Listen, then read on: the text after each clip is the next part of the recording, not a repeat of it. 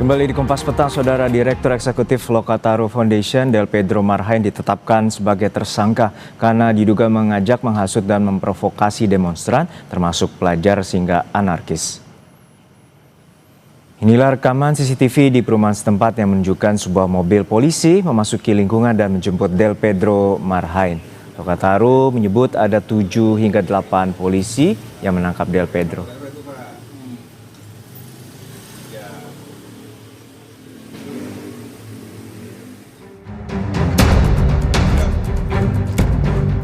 Polda Metro Jaya menetapkan Direktur Lokataru Foundation, Del Pedro Marhain, usai membuat hasutan untuk mengajak terlibat aksi anarkistis, termasuk melibatkan pelajar dan anak-anak.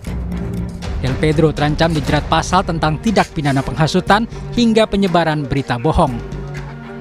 Penyidik membeberkan akun Instagram yang dikelola Del Pedro terhubung dengan akun-akun lainnya dalam menghasut.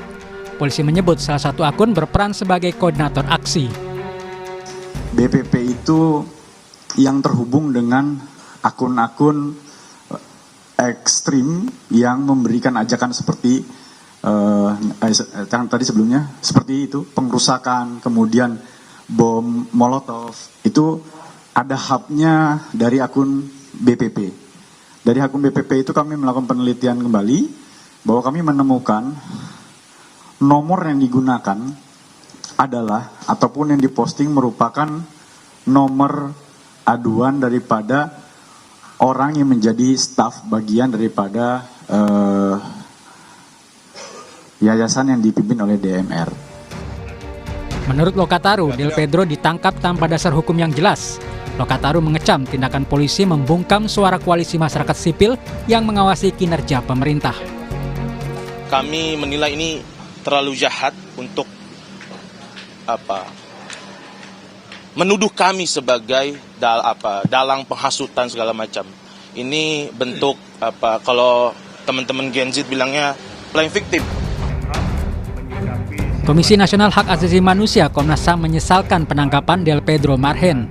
Komnas HAM meminta polisi profesional dalam menyikapi aksi unjuk rasa agar tak mudah melakukan penangkapan dan mendorong adanya restoratif justice untuk membebaskan Del Pedro. Menghimbau aparat kepolisian ini untuk lebih profesional dalam melakukan kerja-kerja, terutama menyikapi aksi-aksi hari ini untuk tidak mudah melakukan penangkapan, penahanan secara sewenang-wenang, termasuk kepada Direktur Lokataru.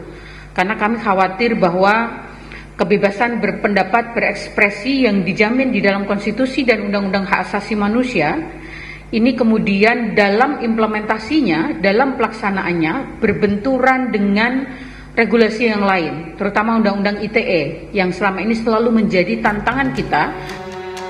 Sementara Direktur Amnesty International Indonesia Usman Hamid meminta polisi segera membebaskan Direktur Lokataru Foundation, Del Pedro Marhain. Usman yakin tuduhan penghasutan massa untuk melakukan tindakan anarkistis tidak benar. Saya juga komunikasi dengan pihak kepolisian, kenapa mereka sampai ditangkap, apa dasar kepolisian melakukan penangkapan itu. Pihak kepolisian menjelaskan itu terkait dengan pernyataan dan juga postingan dari misalnya Lokataru atau dari blog politik pelajar dan seterusnya yang dipandang polisi menghasut kekerasan atau menghasut serangan kepada pihak kepolisian. Nah, saya masih mempelajari itu postingan-postingan itu, tapi saya menyarankan kepada pihak kepolisian untuk membebaskan segera karena saya tidak percaya bahwa mereka orang seperti Del Pedro atau orang seperti misalnya Syahdan benar-benar ingin memprovokasi masyarakat atau rakyat untuk menyerang pihak kepolisian. Penangkapan Direktur Lokataru Foundation, Del Pedro Marhain, menimbulkan sorotan terkait prosedur yang diterapkan polisi. Del Pedro Marhain ditetapkan sebagai tersangka dugaan penghasutan aksi demonstrasi di sejumlah tempat. Tim Liputan Kompas TV.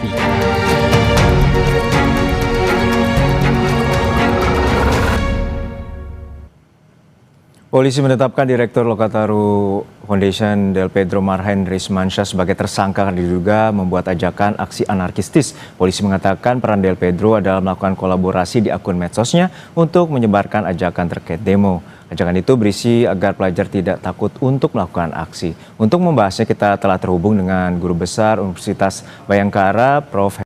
Hermawan Sulistyo atau Prof. Kiki dan juga kuasa hukum Del Pedro Marhain, Ma'ruf Bajamal. Selamat petang Bapak-Bapak, semoga dalam kondisi sehat selalu.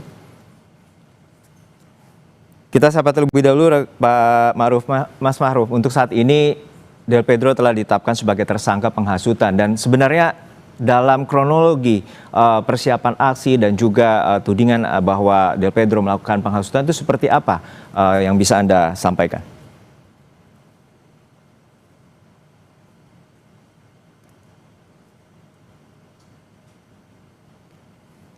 Mas Ma'ruf? Mas Ma'ruf? Oke, kami ke Prof. Kiki terlebih dahulu sambil kita memperbaiki sambungan Zoom bersama dengan Mas Ma'ruf, kuasa hukum dari Del Pedro. Prof. Kiki, ini bahwa polisi menyatakan bahwa Del Pedro sebagai tersangka penghasutan. Menurut Anda seperti apa sebenarnya penetapan tersangka? Apakah sudah sesuai prosedur dan juga apakah ada indikasi ini terkait kriminalisasi terhadap aktivis? Prof. Kiki? Ya, Prof. Kiki, bahwa polisi telah menetapkan tersangka terhadap Del Pedro sebagai tersangka penghasutan dan mengajak sejumlah remaja anak atau pelajar untuk melakukan aksi unjuk rasa. Menurut Anda, apakah ini sudah tepat penetapan tersangka ini dan sudah sesuai prosedur? ini sudah masuk proses litigasi ya, karena sudah ditetapkan sebagai tersangka. Saya bukan ahli hukum, jadi perspektif saya bukan hukum.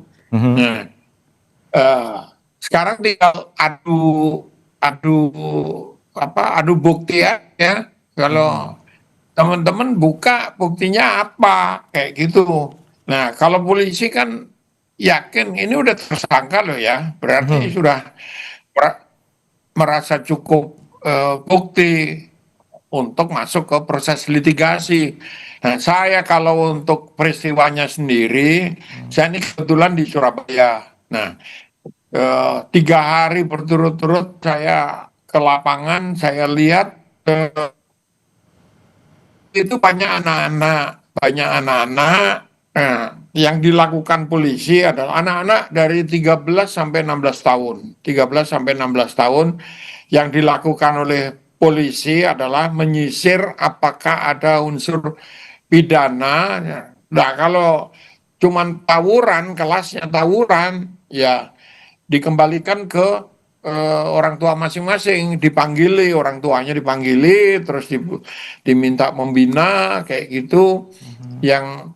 Yang di Jakarta ini kan dihubungkan dengan penyerangan-penyerangan, peristiwa-peristiwa kriminal yang dilakukan di lapangan. Nah, polisi kalau hanya sekedar menghasut-hasut, ya itu belum cukup kuat.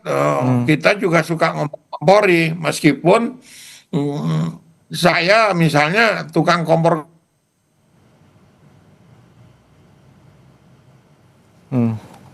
Oke, tampaknya kami mengalami gangguan teknis dengan Prof. Kiki. Kami kembali ke Bang Ma'ruf Bajamal, kuasa hukum dari Del Pedro. Bang Ma'ruf, sebenarnya polisi menetapkan bahwa Del Pedro ini sebagai tersangka penghasutan. Dan sebenarnya dalam proses aksi kemarin, seperti apa sebenarnya media sosial yang digunakan oleh Del Pedro dan kemudian yang dituduhkan adalah dengan media sosial itulah menghasut remaja pelajar untuk ikut aksi unjuk rasa? Ya, terima kasih ini atas kesempatan yang bagus ya juga untuk kami klarifikasi terkait dengan bukan hanya secara substansi kasusnya, tapi prosedur penetapan dan penangkapan yang dialami oleh klien kami ya. Sebelum saya menjawab terkait postingan tersebut, jadi peristiwa penangkapan kepada klien kami itu ya pada intinya jika memang penegakan hukum ini dilakukan sesuai dengan prosedur, dijalankan sesuai dengan due process of law, kami akan hormati.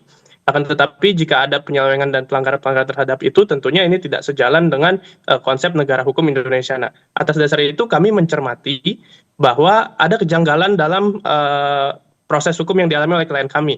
Pertama adalah klien kami ketika itu ditangkap tanpa terlebih dahulu diperiksa sebagai saksi. Padahal klien kami ini tidak tertangkap tangan sedang melakukan tindak pidana. Itu yang pertama. Kemudian yang kedua, proses penangkapan itu dilakukan tanpa ada penjelasan yang utuh, yang lengkap kepada klien kami, sehingga klien kami ini bisa mengerti apa tuduhan yang kemudian disangkakan kepada dirinya. Nah, akan tetapi tanpa penjelasan yang baik itu, klien kami langsung dibawa ke markas Polda Metro Jaya, lalu kemudian baru di sana diperiksa dan kami baru mengetahui. Jadi tuduhannya itu bukan hanya soal pasal penghasutan. Jadi ada beberapa pasal yang dikenakan kepada klien kami. Pasal penghasutan itu menyangkut dengan pasal 160 KUHP. Terus kemudian ada juga Undang-Undang Perlindungan Anak di situ. Kemudian juga ada Undang-Undang Informasi Transaksi Elektronik dalam sebagaimana dimaksud pasal 45 ayat 3 Junto 28 ayat 3 Undang-Undang ITE terkait dengan berita bohong yang menimbulkan kerusuhan. Nah, mencermati ini adalah memang substansi utamanya adalah terkait dengan postingan atau flyer yang kemudian dipermasalahkan oleh pihak penegak hukum, dalam hal ini adalah penyidik dari Polda Metro Jaya. Nah, itu yang kemudian jadi substansinya. Akan tetapi bagi kami tentunya substansi dari materi atau postingan tersebut sebenarnya tidak ada unsur-unsur yang kemudian bisa dipandang atau dianggap melawan hukum. Nah, tadi juga sudah dijelaskan di awal oleh Prof. Kiki, ya, itu sangat baik sekali gitu. Kalau menghasut hanya sekedar menghasut yang tidak clear, artinya tidak sampai mengarah kepada suatu perbuatan yang konkret, itu menimbulkan suatu tindak pidana, itu harusnya tidak dapat dikenakan atau diancam oleh hukuman atau sebagaimana pasal 160 KUHP. Saya mau sedikit menanyakan bahwa terkait dengan pasal perlindungan anak, bahwa tidak ada unsur paksaan, tidak ada unsur eksploitasi, karena pada dasarnya di Undang-Undang Perlindungan Anak yang menyalahi aturan adalah unsur paksaan dan juga perekrutan ataupun juga eksploitasi terhadap anak untuk melakukan unjuk rasa. Apakah itu ada di media sosial yang tadinya dituduhkan oleh pihak kepolisian ataupun sebagai penetapan tersangka ini? Ya, tentunya berdasarkan penilaian kami itu tidak ada, ya. Klien kami tidak punya kapasitas dan tidak dalam rangka melakukan eksploitasi, apalagi mempengaruhi individu-individu tertentu gitu. Nah, ini yang perlu saya sampaikan ya dalam kesempatan ini, bahwa dalam hukum pidana tuh ada yang namanya lex serta, lex stricta, dan lex scripta. Jadi dia harus jelas, dia harus tegas, dia harus tertulis. Artinya apa? Harus jelas ini hubungan antara sebab dan akibat dari perbuatannya.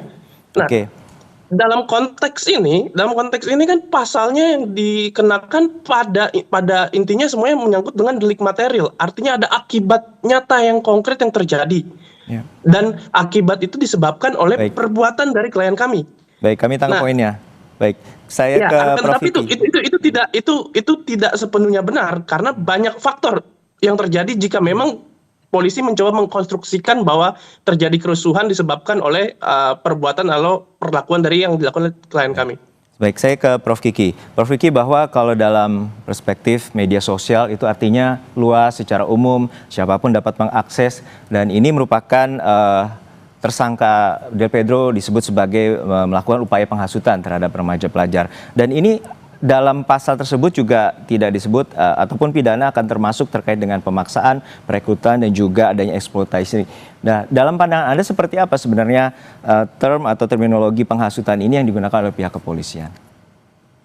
Nanti masuk wilayah abu-abu. Apa wilayah abu-abu? Tadi Ma'ruf memang sudah menyebut apakah ada hubungan sebab akibat antara penghasutan itu dengan tuduhan penghasutan itu dengan kejadian rusuh. Nah, tetapi juga wilayah abu-abunya adalah apakah kalau ada demo kemudian gara-gara penghasutan itu dalam tanda petik ya, kemudian anak-anak itu ikut terlibat, gerondong ikut geruduk-geruduk itu, ya inilah yang perlu dibuktikan.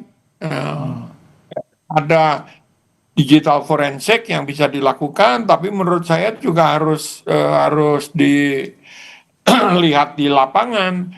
Kalau dalam waktu cepat, misalnya 1 kali 24 jam atau 2 kali 24 jam, polisi tidak menemukan hubungan sebab akibat yang kuat antara tuduhan itu dengan kejadian perkaranya, ya harus dilepas. Itu namanya restoratif justice. Tetapi kalau ada dinyatakan ada hubungan yang kuat antara konten penghasutan ini dengan kejadian di lapangan, ya diproses. Masalahnya kalau ke arah sana diproses, pasti polisi dihujat lagi, karena tidak menerapkan restoratif justice, tidak menerapkan pembinaan untuk anak-anak dan segala ringan.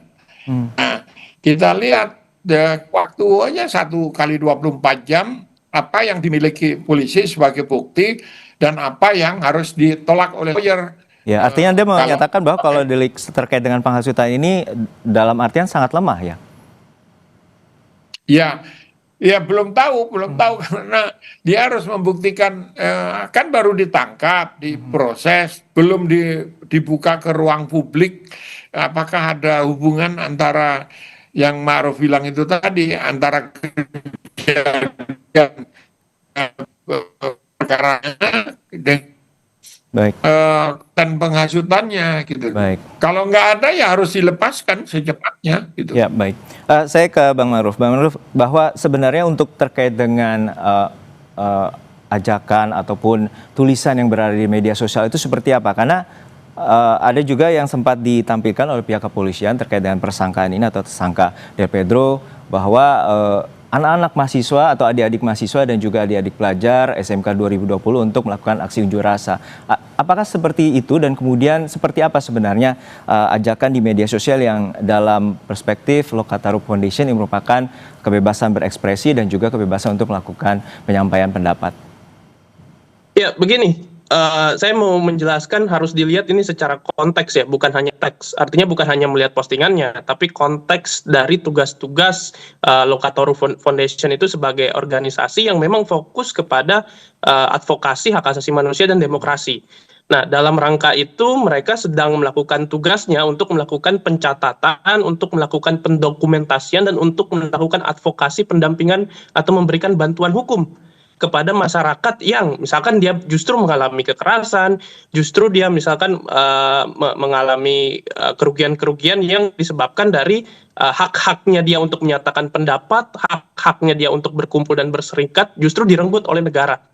Nah, itu sebenarnya advokasi yang dilakukan dan substansi dari isi postingannya itu adalah seperti itu kalau kita cermati ya, silakan dilihat. Nah, oleh sebab itu makanya kalau ditanyakan adalah apakah tidak cukup kuat? Bukan tidak cukup kuat. Bagi kami ini tidak berdasar. Jadi apa dasarnya kemudian? Jadi hanya sebatas postingan, tidak ada direct message atau tidak ada lanjutan untuk mengajak secara langsung begitu, Bang Ma'ruf? Iya, prinsipnya kalau dikatakan mengajak secara langsung, mereka justru melakukan advokasi gitu. Advokasi untuk melakukan bantuan. Mereka kan membuka posko bantuan. Itu kan substansi utama dari postingan yang dipermasalahkan hari ini. Jadi kalau dikatakan itu ajakan atau hasutan, kami mempertanyakan bagian mananya yang hasutan. Terus kemudian kalau ditanyakan itu menimbulkan kerusuhan, apa dasarnya itu bisa menimbulkan kerusuhan?